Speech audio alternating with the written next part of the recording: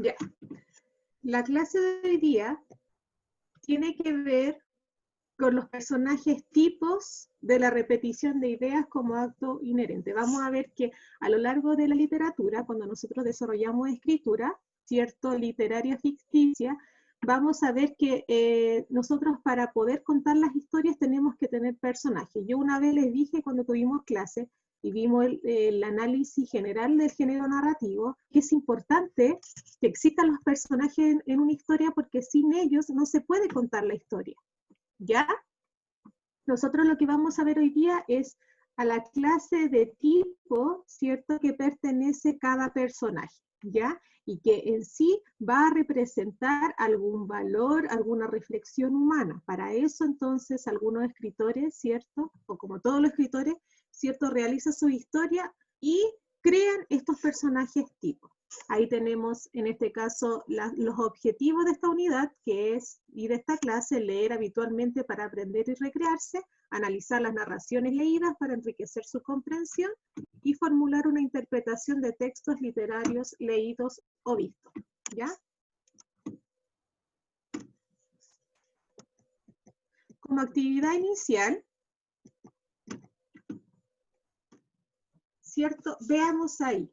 Dice, ¿son importantes los personajes en una historia? Sí, como les dije, son importantes porque ellos son el eje central, ¿cierto? Gracias a ello podemos analizar, por ejemplo, el espacio, porque ellos lo cuentan, los sentimientos, las emociones, el ambiente, en este caso las interpretaciones que podemos hacer de la historia, ellos, a través de ellos, nosotros lo realizamos. Los personajes representan ideales y tipos humanos claramente, porque todos los autores van a crear un tipo de personaje para representar algo que ellos quieren decir desde su reflexión cierta interna. ¿Te ha interesado algún personaje de novela o película? ¿Ya? A ustedes les gustan mucho, ¿cierto?, las películas de fantasía, de ciencia ficción, de misterio, y siempre o también les pueden motivar a leer, ¿cierto?, dependiendo del personaje que nos puede, ¿ya? Así que por eso son muy importantes.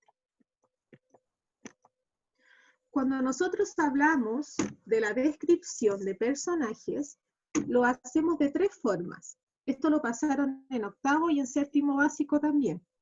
Fíjense que cuando describimos personajes, ¿ya?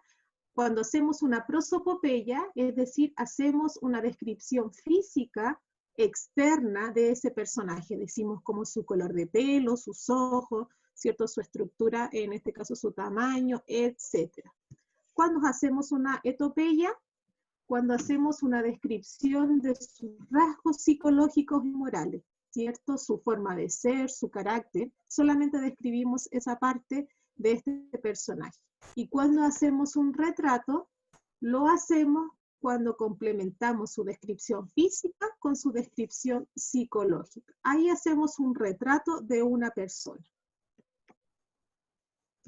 Entonces, sabiendo que existen tres tipos de caracterizar, ¿cierto?, y de interpretar personajes, en este caso prosopopeya, etopeya y retrato, vamos a ver los tipos de personajes que podemos conocer dentro de la literatura, ¿ya? Cuando nos referimos a los personajes tipos, ya es un personaje de ficción que depende fuertemente de tipos o estereotipos culturales, ya, es decir, reflexiones humanas, valores, etcétera, para su personalidad, forma de hablar y otras características. Los personajes tipos son instantáneamente reconocibles por los miembros de una cultura dada, ya, siempre en su forma de desarrollarse con otro personaje, vamos a ahí encontrar, ¿cierto?, a qué tipo pertenece, ¿ya? Porque a veces el personaje es muy difícil saber cómo es si se relaciona solo. Siempre está relacionándose, ¿cierto?, con algún personaje, ¿cierto?, que está dentro de la historia.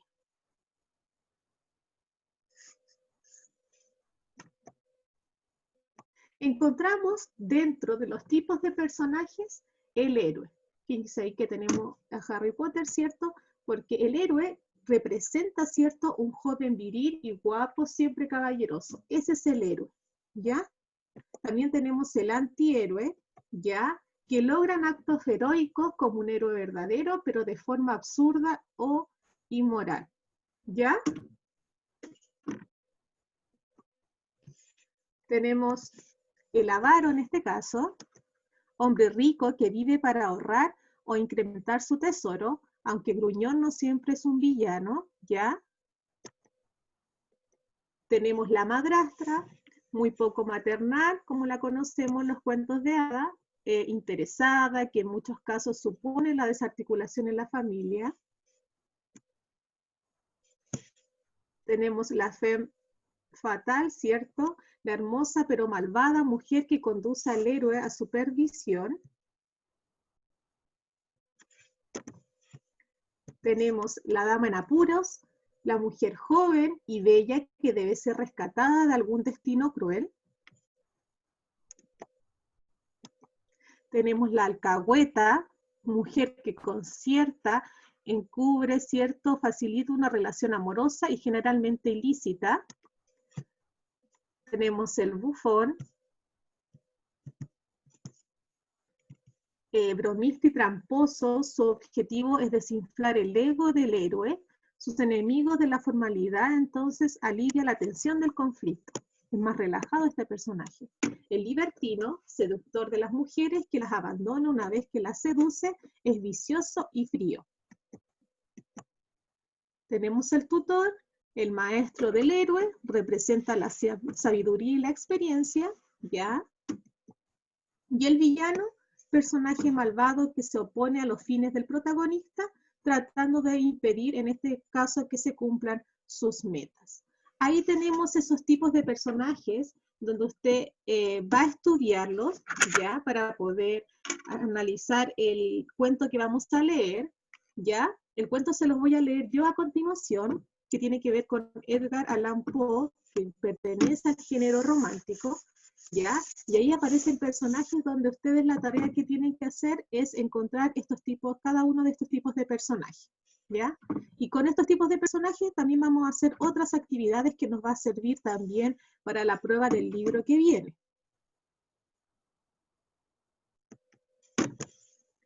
Ya, vamos a leer, mientras ustedes van siguiendo la lectura desde su pantalla, yo les voy leyendo el cuento. Este cuento, ya, ustedes lo pueden descargar de Ciudad Seda, que se llama en la página web, y ahí están todas las indicaciones cuando yo pasemos a la actividad, ya, pero me interesa que la lea yo con ustedes para poder tratar de desarrollar, ¿cierto?, algunas habilidades de comprensión lectora y sacar un poquito las dudas que tengan sobre el texto.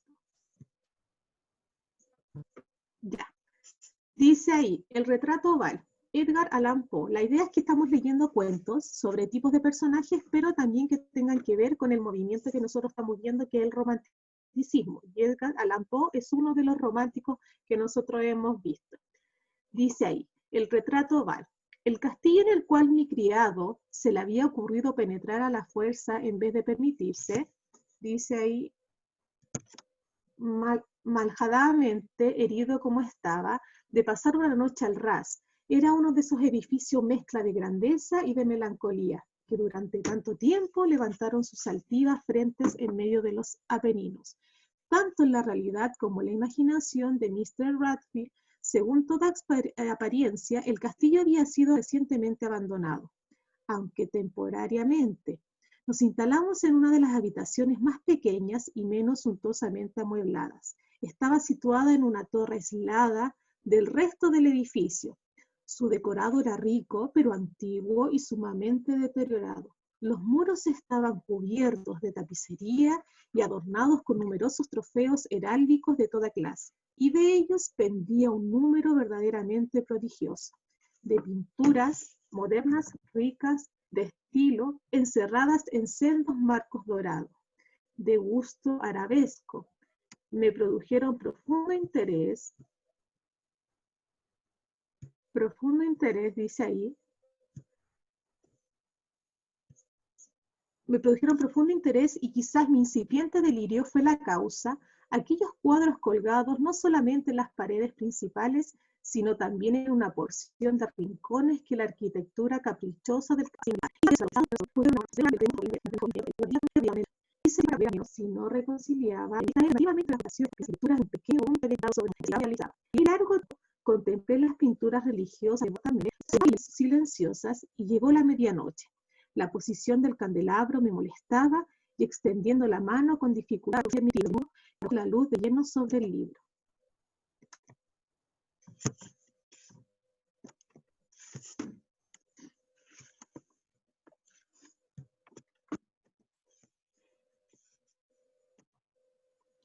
Pero este movimiento produjo un efecto completamente inesperado. La luz de sus numerosas bujías vio en pleno el nichón del salón que una de las columnas del lecho había hasta entonces cubierto con una sombra profunda. Vi envuelto en viva luz un cuadro que entonces no advirtiera. Era el retrato de una joven ya formada, casi mujer. Lo contemplé rápidamente y cerré los ojos. ¿Por qué? No me lo expliqué al principio, pero en tanto que mis ojos permanecieron cerrados, analicé rápidamente el motivo que me lo hacía cerrar. Era un movimiento involuntario para ganar tiempo y recapacitar para asegurarme de que mi vista no me había engañado, para calmar y preparar mi espíritu a una contemplación más fría y más serena. Al cabo de algunos momentos miré de nuevo el lienzo fijamente. No era posible dudar, aun cuando lo hubiese querido, porque el primer rayo de luz al caer sobre el lienzo había desvanecido el estupor delirante de mis sentidos que se hallaban poseídos, haciéndome volver repentinamente a la realidad de la vida. El cuadro representaba, como ya he dicho, a una joven. Se trataba sencillamente de un retrato de medio cuerpo, todo en estilo que se llamaba. Un lenguaje técnico, estilo de viñeta, había en él mucho de manera de pintar de Sully en su cabeza favorita. Los brazos, el seno y las puntas de sus brillantes cabellos pendían en la sombra vaga pero profunda que servía de fondo a la imagen. El marco era oval, magníficamente dorado y de un estilo, dice, de un bello estilo morisco. Tal vez no fue ni la ejecución de la obra ni la excepción belleza de su fisonomía, lo que me impresionó tan repentina y profundamente no podía creer.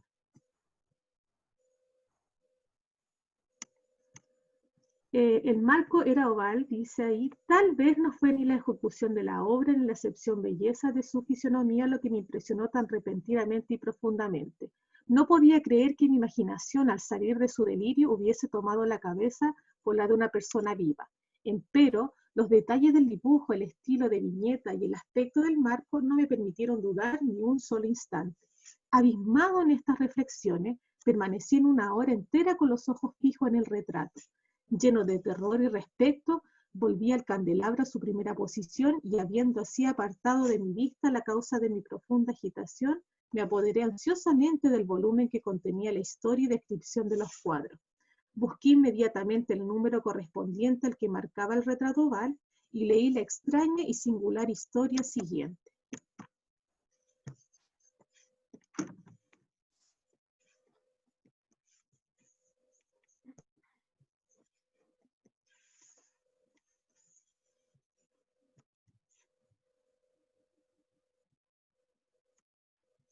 Era una joven de peregrina belleza, tan graciosa como amable, que en el mal hora amó al pintor y desposó con él. Él tenía un carácter apasionado, estudioso y austero, y había puesto en el arte su mejor recientemente durante largas semanas en la sombría habitación de la torre, donde la luz se filtraba sobre el pálido lienzo solamente por el cielo raso. El artista cifraba su gloria en su obra que avanzaba de hora en hora del día y era un hombre vehemente extraño, pensativo y que se perdía en mil sueños, tanto que no veía que la luz que penetraba tan lúgubremente en esta torre aislaba seca la salud y los encantos de su mujer, que se consumía para todos excepto para él. Ella, no obstante, sonreía más y más porque veía que el pintor que disfrutaba de su gran fama experimentaba un vivo y ardiente placer en su tarea y trabajaba noche y día para trasladar el lienzo de la imagen de lo que tanto amaba, la cual de día en día tornábase más débil y desanimada. Y en verdad, los que contemplaban el retrato comentaban en voz baja su semejanza maravillosa, prueba palpable del genio del pintor y del profundo amor que su modelo le inspiraba. Pero al fin, cuando el trabajo tocaba su término, No se permitió a nadie entrar en la torre, porque el pintor había llegado a enloquecer por el ardor con que tomaba su trabajo, y levantaba los ojos rara vez del lienzo, ni aun para mirar el rostro de su esposa. Y no podía ver que los colores que extendía sobre el lienzo borrábanse de la mejilla de la que tenía sentada a su lado, y cuando muchas semanas hubieron transcurrido, y no rescataba para hacer más que una cosa muy pequeña, solo dar un toque sobre la boca y otro sobre los ojos, el alma de la dama palpitó aún, como la llama de una lámpara que está próxima a extinguirse. Y entonces el pintor dio los toques y durante un instante quedó en éxtasis ante el trabajo que había ejecutado. Pero un minuto después, estremeciéndose, palideció, intensamente herido por el terror. Y gritó una vez terrible: en verdad está la vida misma. Se volvió bruscamente para mirar a su bien amada y estaba muerta.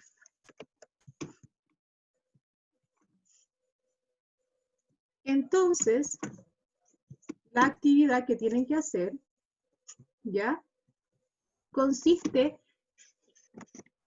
esta historia es de Edgar Allan Poe, si nos damos cuenta, ¿cierto? Este pintor cuenta la historia de dos personas que llegan a un castillo, lúgubre en este caso, ya misterioso, y encuentran unos libros de pintura, ¿ya?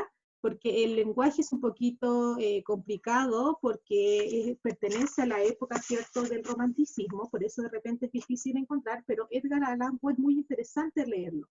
La idea es que cuando ustedes lean el texto, palabras que no entiendan, busquen en su diccionario, ¿ya? La historia relata entonces de este pintor que su afán de pintar a su amada, ¿cierto? Era tanto que quería pintar a su amada, reflejarla intensivamente en su cuadro, que la tuvo semanas y semanas sentada, ¿cierto? Mientras a él la pintaba, que no se dio cuenta, ¿cierto? Que ella ya empezaba, ¿cierto?, a sufrir el pasado del tiempo ya, hasta que cuando terminó su cuadro, ¿cierto? Y se dio cuenta que su trabajo era tan real, y al mirar a su amada se dio cuenta que ya estaba muerta, ¿ya?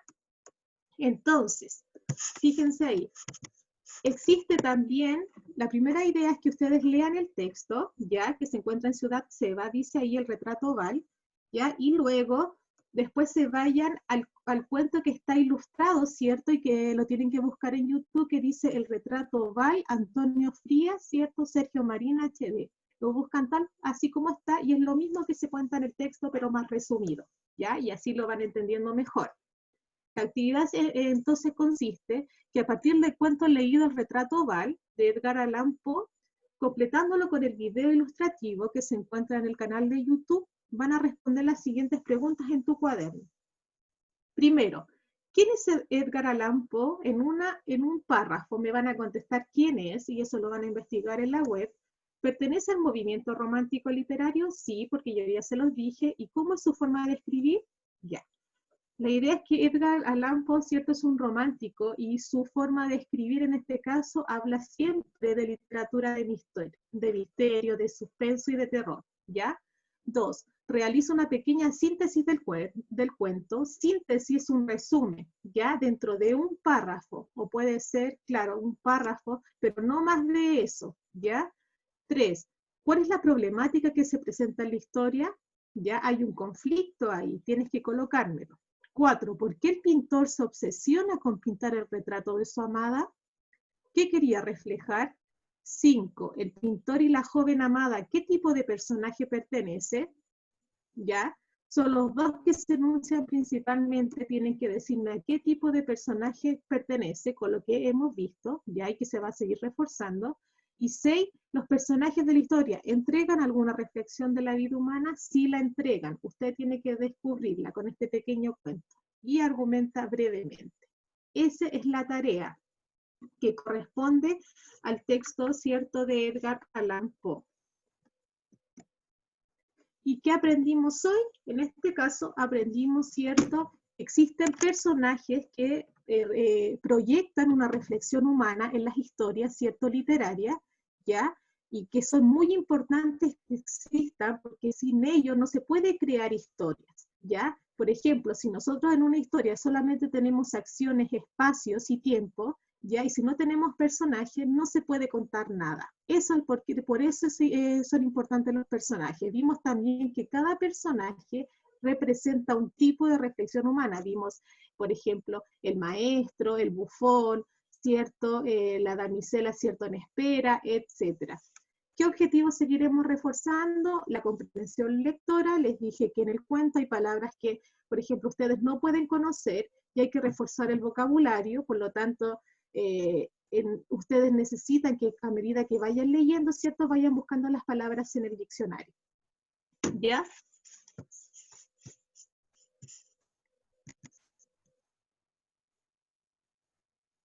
Eso. Ya, ahora me voy a las consultas y dudas de ustedes.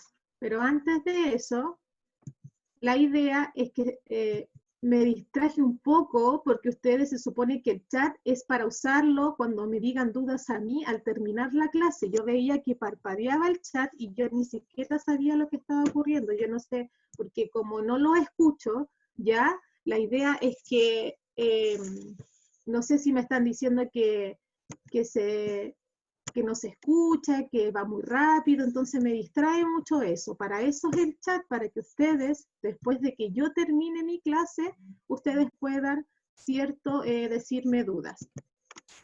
¿Ya? Después voy a pasar de nuevo